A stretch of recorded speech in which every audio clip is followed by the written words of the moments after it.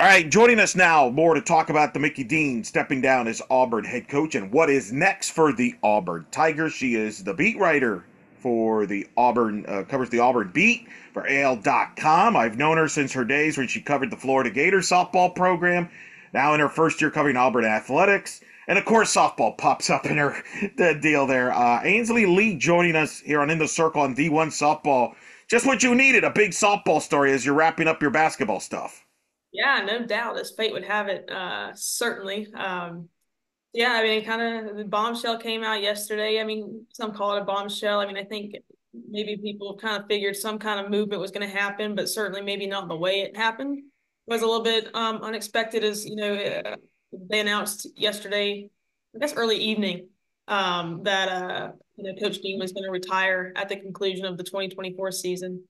Again, I mean, some people I think saw kind of the struggles this team had early this season. They're sitting at what, 15-9-1, I think, and only 2-7 in conference play, and said, is it time to maybe, look elsewhere?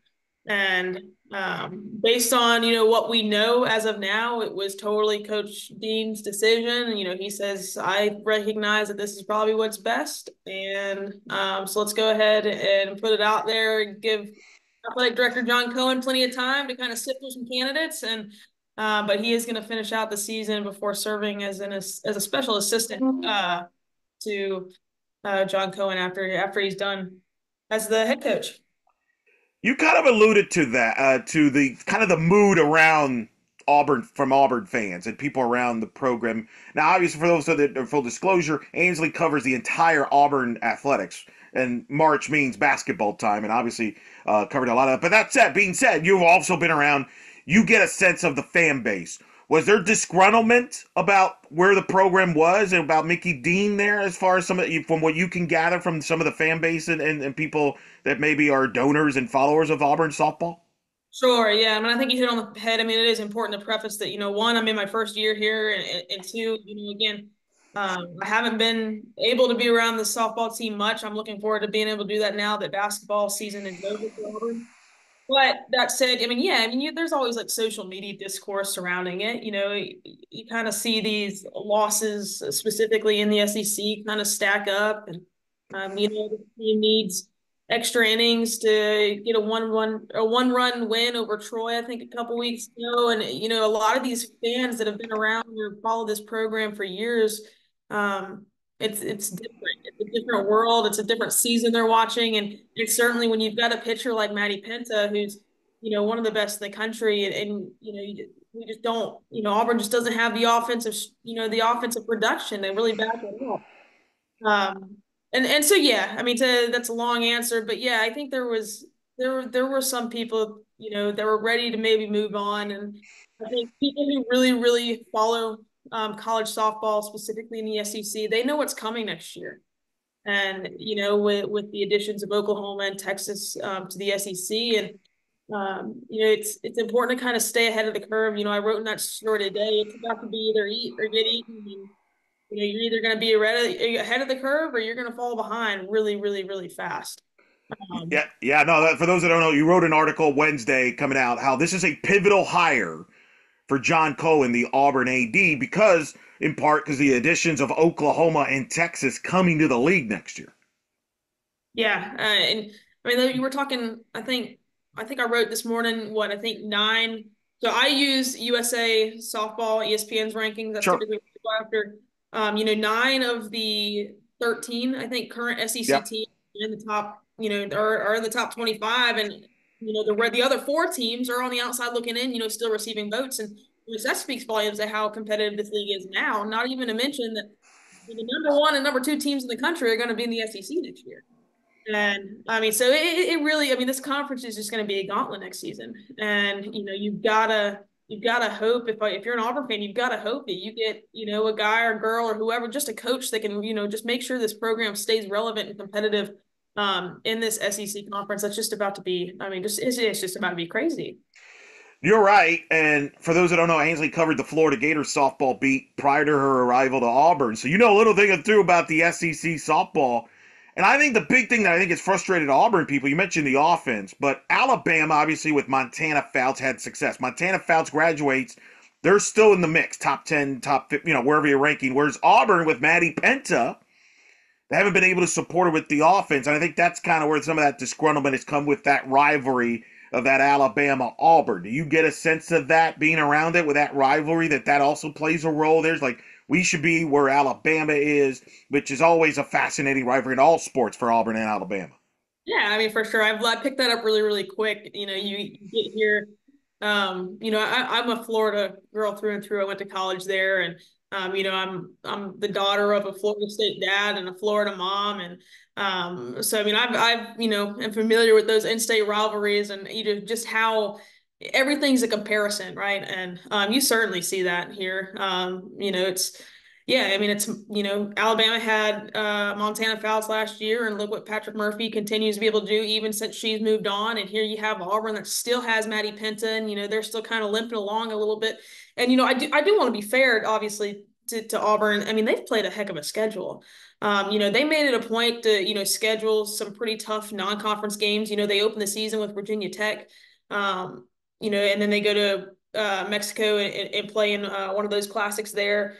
And then, I mean, again, obviously, just having the SEC, and, as your conference games. So, I mean, to be fair to the program, and it hasn't been a walk in the park for them. It's not like they've played cupcakes by any means, but when you go and get swept on the road at Texas A&M, and you lose that last game in the way in which they did, of course there's going to be frustrations. So yeah, I mean, there's frustrations. Everybody wants to, compete with their in-state rival, obviously, and I think fans are seeing that maybe that's not happening right now. Um, so yeah, I mean, yeah, it's a very, again, long answer, but to answer your question, yeah, I mean, fans want to maintain, they want to stay competitive with that in-state rival, of course. You mentioned earlier that from what you've understand, from what you've been told, this was Mickey Dean's decision, not necessarily the schools. And I bring that up because I think a lot of people have been speculated about that. I was covering a Florida Atlantic Stetson game in DeLand when all this broke loose and my phone exploded. But something that people have brought up to me is the fact that Mickey Dean, back in April of 2022, signed an extension through 2026. Now, John Cohen, who's the AD now at Auburn, came from Mississippi State, was hired officially in Halloween around October of 2022. So that was not from that standpoint. Do you think that Mickey heard all the negativity, maybe some of the environment, and just said, all right, maybe we just need a new voice. I just need to get out of this. Why now? I guess it's really what we're trying to figure out. It's one thing if we hear about this at the end of the season, but why now? Yeah, I mean, I think it's certainly fair to have those speculations, right? I mean, to me, one thing sticks out that I don't think many people are talking about, is we've got to remember, Coach Dean lost his father late last season. And I think that really had an impact on him. I mean, if I remember correctly, he got the call that his father had passed of cancer like hours before they were supposed to take the field against Mississippi State. And I've read a couple. Again, I wasn't here, and I personally haven't talked to Coach Dean about this, but I mean, I've read interviews and seen interviews where he talks about just kind of how hard it was to get his butt out of the office that day and go out there and coach that game. And I think, I mean, that's a big part of somebody's life, right? Is losing a parent. And by the sounds of it, they were very, very close. And so I think that, because if you read the release, he says, I want to take time to tend to personal matters. And again, I mean, that could just be, kind of putting a scapegoat, and let's, make it seem. But I mean, I think, to be fair to the guy, I mean, it's, maybe he's still kind of grappling with that, right? I mean, as a college coach at any sport, you don't really have time to process those kind of emotions, and maybe, maybe, again, I'm just speculating here, I'm just spitballing, but maybe that has something to do with it. And I think it's important to kind of consider those things. But I mean, yeah, I think you can speculate that maybe Coach Dean was like, should I maybe be sure that I uphold some of my dignity and my integrity, and let's retire, versus being kind of forced out, publicly forced out. So again, fair to speculate those things. Also important to consider, maybe other reasonings for the timing. No, it's a great point you bring up about that. Things like that can change directions. Things change. Especially with a family situation like that. I think it's worthy of bringing that up. We're speaking with Ainslie Lee, beat writer for Auburn for AL.com here on In the Circle on D1 Softball. What I'm fascinated now is because you're going to start covering him more in depth now that basketball season's over. I mean, this is going to be unique now in a way because everybody knows this is his last year. He's now, as I understand in the press release, you correct me if I'm wrong. He's still going to be like an advisor to John Cohen. Is that accurate from what I Yeah, understand? correct. Yeah, that is. I think his official title is going to be a special assistant to the athletics director. And I mean, you know, he's been here 7 years, I think. Yeah. He's everywhere. Everywhere he turns, he's there, right? I mean, he's really rooted in this university. You can tell that he really likes it. He loves Auburn. I was covering the women's basketball NCAA tournament send off, last week or 2 weeks ago, whenever it was, and Coach King was there. I mean, just taking time out of his day, just kind of support, And so I think there's certainly some, yeah, there's some interest to kind of maybe keep him on board, and certainly you would think through maybe the hiring process. Well, that's very interesting, right? That's a good point. But he's going to coach this season out, and I'm going to be really interested to see how the players respond to this. Do we see something different from this team? Auburn is the host, by the way, for the SEC tournament this year. I would imagine you're kind of intrigued now to see how this team responds moving forward now that this is all out there. Oh, absolutely. And I mean, a lot of the players took to social media last night or this morning to kind of issue, their words of support and, just how excited they are to kind of like try to finish this thing strong. Like, sure, yeah, it's all out there. It's not being kept under the rug. It's not a secret. You guys are going to be, those returners are going to be coached by, a new coach next year. Or those seniors like Maddie Penta, you know, they get to kind of be that last team of assuming this is a real cut and dry retirement and that he never coaches again. So I mean, there's pressure for probably on both ends. But I mean, it is going to be super interesting just to kind of see the response. And I think obviously as a if you're an Auburn fan, you hope that they do kind of try to do his last season here justice and that they don't fold. I mean, I think it is if you think of the psyche of an athlete, I mean, it wouldn't be super easy for them to just kind of chalk it up and fold it up and say, okay, well. Our coaches, might be checked out, so we might follow suit. Sorry, my dog's got an opinion, but When I've interviewed Mickey Dean in the past, he's had some pets involved as well. Is ironically enough. Let me ask you about John Cohen. He's the AD, as I mentioned. He got hired in 2022. He's at Mississippi State prior. He's a former baseball coach. He just served on the baseball committee. Was the head chairperson for baseball in 2023. In your short period of time, what have you heard about John Cohen and the type of AD and his style that maybe give you some hints of what direction he might go with here in softball? sure. Obviously, like you said, he's a baseball guy, so he's a stiff ball guy, and he's done a lot since arriving here with the baseball program at the facilities, which I think is if he wants a competitive hire, if he wants to kind of get that splash hire, he might, there might need to be some kind of commitment to the facilities here at Auburn. They've got a beautiful field, and I know they just redid kind of the field house that's shared between some of the women's programs here. The locker room is great, and it's brand new, and they moved into it earlier this season. But in terms of the actual stadium, I think maybe some commitments there might help. Reel in some higher, some more competitive splash higher type coaches. And I think that might be something that he needs to consider doing. He's done that for the baseball team. I mean, the baseball stadium here has gone through some renovation since his arrival, like you said, not long ago. Uh, so, I mean, it'll be interesting. I mean, John Cohen walked into a situation where his first hire was the head football coach here. And he had, I mean, it was like bang bang, like you're here, okay, go hire a coach. So and obviously, he goes and gets two frees. Some people call it controversial. Whatever. I mean, that's not my opinion to have, but I mean, it shows that John Cohen is, he's gonna do what he believes is best for the program, and maybe not what the general consensus or the public opinion says might be best for the program. And so again, you don't have much of a track record with him here of what he might do in this situation. So it's going to be really interesting. And again, like I wrote this morning, I mean it's going to be important. And This is, Auburn historically has been successful, right? And a lot of these older fans that were around for those more successful periods of time, um, they want to see the program get back on track. And so it'll be really really intriguing to see who he brings in. Right, the expectations are through the roof. They played for the national title in 2016.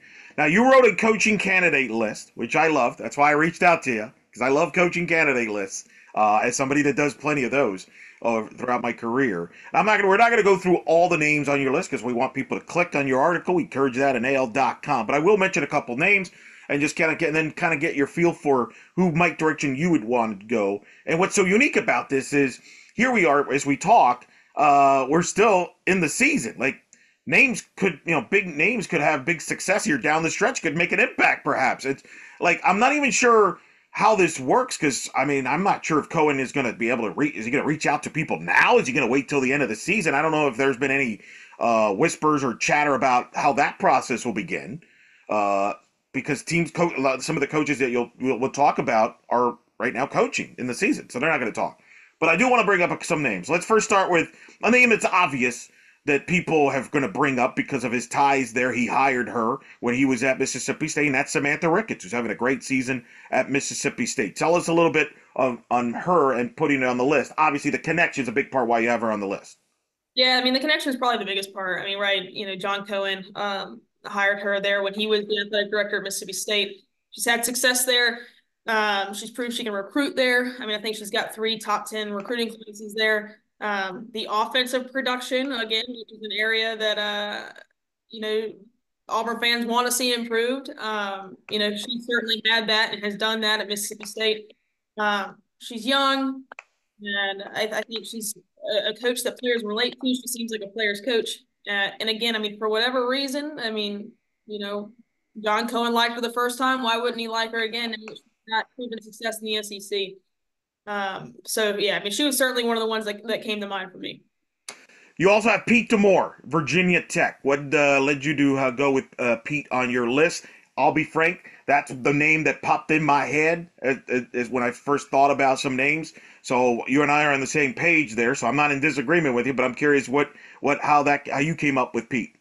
Sure. I think that he's a name I think we hear a lot right now. I mean, obviously he's had a lot of success there at Virginia Tech. But I mean, when I think of Pete Demore, and again, the success he's had, I just wonder, does he want an opportunity to, coach in the SEC? Right? Not that, it's not a slight at the ACC, obviously, between Duke and Florida State and Clemson. There's a bunch of successful programs there in the ACC, but again, I mean, with Texas and Oklahoma joining the SEC, I mean, any competitive coach, they want their shot at that. And I think Pete Demore is certainly that. And I think given the opportunity, I don't think it's a challenge that he'd be quick to turn away from. Agreed. I mean, he's a hot name. The success he's building that program has been amazing. Jerry Glasgow is to me the most fascinating name of this because he was Mickey Dean's first hire. Jerry Yes. Glasgow was going to run his offense. Ironically, one problem I think it was about a couple months after that, Louisiana opened and he got the head coaching job, which is talking about a what if. It's what if Jerry stays there with Mickey Dean? Maybe where this is a whole completely different conversation on the Mickey Dean era, considering offense has been an issue in the Mickey Dean era for the most part. Jerry would have fixed that. But just talk about Jerry because he's obviously got the SEC ties. Having been at Texas A&M, was briefly there at Auburn with Mickey Dean. I just find that amusing. That could be a possible candidate. But I agree with you. I think he's a name to be looked at. There's some people that have speculated that when John Cohen Mississippi State job was open, that he was a name on his list. Who knows if that's true or not? But that's been out there. What's your thoughts on Jerry? Yeah, I think, I mean, you certainly kind of summarized it, just his experience in the SEC, that very brief time he was at Auburn. But I mean, you look at what he's done at Louisiana and inside the Sun Belt. And I think for me, when I look at it, not only the success that he's had, but the job that he's done in the transfer portal, right? I mean, again, coming from covering Florida, I mean, he obviously gets Delbury and Sam Rowe out of the transfer portal, and those have been 2 crucial pieces in Louisiana's success this season. Um, And I think when you look at maybe the situation Auburn's about to be in, do you have some of those players that plan to return, dip out, and enter the name of the transfer portal? And then you've got a coach who needs to know how to navigate that transfer portal to then, return that type of production. I think Jerry Glasgow has proved that he knows how to do that and can, he's got a good eye for talent from the transfer portal and can maybe kind of plug and play pieces if he comes into a situation in which he needs to do that. But see, I mean, I wouldn't be shocked if, again, he kind of makes that short list. Um, so yeah, I mean, he was another one of the names that came to my mind pretty much immediately. The last name I'll ask you about, because again, I want people to check on the article because you got some other big names on that list. But Emily Carasoni, who's arguably one of the greats, if not the greatest Auburn softball player ever. She is on the Auburn staff currently. She's been an assistant there now a couple of years. Obviously an alum. I'm going to give you a two-part question here. You had her on your list. Take me through, sell me on Emily Carasoni as being a head coach, A. And B, could you see something where maybe John Cohen talks, when he does these interviews with head coaches, says, hey, if you take this job, would you be interested in maybe keeping Emily on the staff as part of, because we've seen ADs do that in other sports in the past where, hey, we really like this assistant. Maybe we don't think they're head coach material, but we think there should be a big part of this program can help you in the transition. Answer those two questions there from that step. First, what Carasoni on your list as a head coach candidate? Yeah, sure. I think selling her as a head coach is the hardest part, and that's not a slight to her. It's just, she's very new and young in her coaching profession, and I just don't know if the timing, again, knowing what's coming in the SEC and knowing how competitive the SEC is about to be and how it kind of almost feels like you better get ahead now or else you're going to fall way behind. Do they roll the dice on Emily Carasoni right now? I don't know. Coach Dean thought very highly of her, and she was promoted back in August to associate head coach from assistant coach, and I mean she was an assistant coach for 3 years, and quickly kind of worked her way up to that associate head coach tag. Uh, I think the biggest thing is, in my time at Auburn, I've learned quick that these people here value having their own people here. And that would be the upside of Emily Carasoni, right? She's been in the shoes that these players are about to stand in. She understands the history. And like you said, I mean, she's one of the best to ever do it in the Auburn uniform, if not the best to ever do it in an Auburn uniform. And that those are the type of things, those intangibles of knowing what it's like to be a student athlete here, knowing what it's like to be a student athlete on that softball team and play on that field. It's hard to put a price tag on that kind of stuff for sure, and it changes the recruiting element. She can say, come here, and I'm going to tell you why you should come here because guess what, I was right here, and so I think that's important. Again, it's just, do you roll the dice right now? I just don't know. To answer your second question, I would be very, very, very shocked if whoever comes in doesn't have kind of that contingency of, yeah, you can come, we want you to be our head coach, but if you're going to do it, we really, really want you to keep Emily Carasoni here. I mean, she's, she's invested in this program. You can tell she's so committed to the success of this program. And again, if she's not ready to make those CEO type decisions that a head coach might do, if nothing else, she can help with those parts I just alluded to, the recruiting aspects and the buy-in and the tradition and what it means to be an Auburn woman is kind of how they phrase it here. She understands that, and I think that's really important. Again, to this university and certainly to the fan base here. No, right. That's why the Carasoni piece is such a. There's so many fascinating parts to this story as it's going to develop here moving forward, and I think that's an underrated piece. There is what happens to her, and that's in this train. Whatever happens here with the next hire is intriguing to me because that's going to impact the alums. Because alums will, it's a big thing when you have a coaching transition. Is that new coach has got to build that relationship with the alumni. If John Cohen decides that Emily Carasoni's the right person to be the head coach, it wouldn't be the first time he's promoted an assistant. That's how he came up with the decision with Samantha Ricketts, who was the assistant to Van Studerman when they parted ways. And he decided to promote Samantha Ricketts, which surprised some people. So it would not be the first time John Cohen's done that. Yeah, for sure. Yeah, it wouldn't be a shock. I think the fans, of course, are you watch social media and it can be so tricky sometimes. Some of the names that kind of get thrown out, and I'm not saying that some of those are, Auburn's not a bad job, right? It's just, some of these coaches that fan base or these fans are throwing out. Auburn's got to be ready to open the wallet quite a bit, and I don't know how ready they are to do that. So I think Emily Carasoni is the safe hire. You know, in terms of maintaining the morale of the fan base, perhaps, right? And she seems well liked by the players. So you might be able to keep players from hitting the transfer portal if you make that move. Um, or does John think it's time to just kind of clean house and start fresh? You never know where an athletic director's head's at. And like you said, I mean, there's just so many moving pieces to this, and it's going to be really interesting to see how it plays out. And the timing of it makes it that much more interesting because now he's got 6 weeks, I think, before the season's over, and his hands are kind of tied the whole time, I would think. Because, like you said, I mean, I don't know how much communicating he's doing with coaches who are in season coaching. Um, so it's gonna be really interesting. And with the three full-time assistants, like I said, if the new coach decides, maybe they keep Carasoni or they don't. That'll be an interesting plot. Boy, it's going to be an interesting next 6+ weeks you're going to be covering, Ainslie. And oh, by the way, the SEC tournament, I want to mention it again, will be held in Auburn, because of course it will. Why wouldn't it? A perfect year for drama. That is Ainslie Lee, Auburn beat writer for AL.com. Tell people where they can find you work, because certainly we're going to be keeping tabs with you as this story develops. Sure. So yeah, I mean, all of my work is on AL.com. Again, that's a little bit of everything. From Auburn, whether it's football, basketball, softball, all of it. And then on Twitter as well. I believe it's Ainslie Lee _ I probably know that, but I think that's what it is.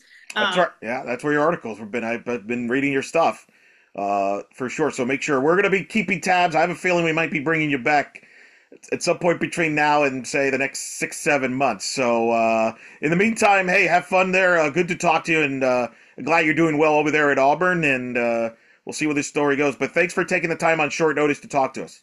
Of course, always a pleasure.